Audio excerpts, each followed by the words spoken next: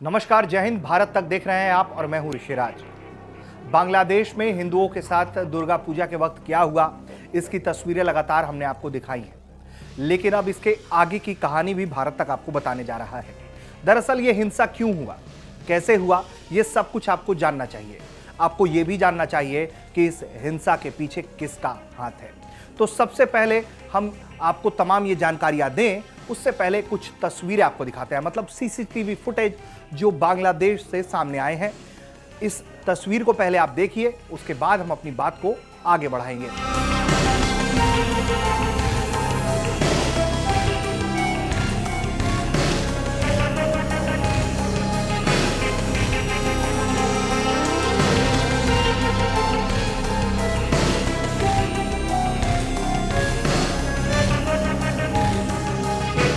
CCTV में जिस शख्स को आप देख रहे हैं, इसका नाम है इकबाल हुसैन। जी, नाम सही सुना आपने, इकबाल हुसैन। इसी ने दुर्गा पंडाल में कुरान की एक प्रति रखी, जिसके बाद पूरे बांग्लादेश में हिंसा हो गया, दंगे जैसे माहौल हो गए और हिंदुओं को निशाना बनाया जाने लगा। इस हिंसा में कम से कम 3 लोगों की जानें गई और पूरी दुनिया में बांग्लादेश को लेकर सवाल उठाए गए कि बांग्लादेश भी उसी कट्टरता की तरफ बढ़ रहा है जिससे पाकिस्तान जूझ रहा है। यानी कि पाकिस्तान में जिस तरह के कट्टरता को बढ़ावा दिया जा रहा है, उसी तरीके से बांग्लादेश में भी हो रहा है। लेकिन बांग्लादेश की पीएम ने जिस तरीके से इस पूरे मामले को देखरेख करने की बात कही और कहा कि कोई भी नहीं बख्शा जाएगा, उसके बाद अब जिस तरीके से कार्रवाई हो रही है, उससे ये लग रहा है और जिस तरीके से तस्वीरें सामने आई हैं कि दिखाई दे रहा है कि किस तरीके से ये सब कुछ सुनियोजित था और कैसे अब सरकार क्रैकडाउन कर रही है। पूरी खबर जो है वो आपको हम जरा विस्तार से समझा देते हैं, तस्वीरों को भी आप देखते रहिए। कोमिल्ला के पुलिस अधीक्षक यानी कि एसपी फारूक अहमद ने ढाका ट्रिब्यून को बताया है कि मामले में जिस व्यक्ति की तलाश की जा रही थी वो 35 साल का इकबाल हुसैन है।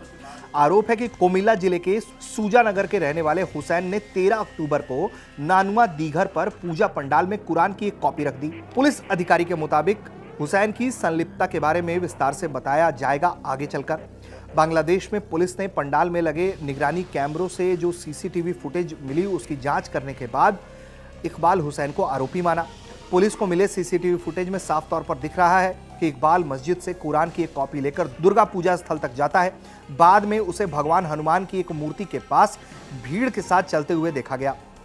कोमिल्ला एसपी फारूक अहमद ने यह भी कहा है कि आरोपी इकबाल हुसैन फरार है और उसे अभी तक हिरासत में नहीं लिया गया है।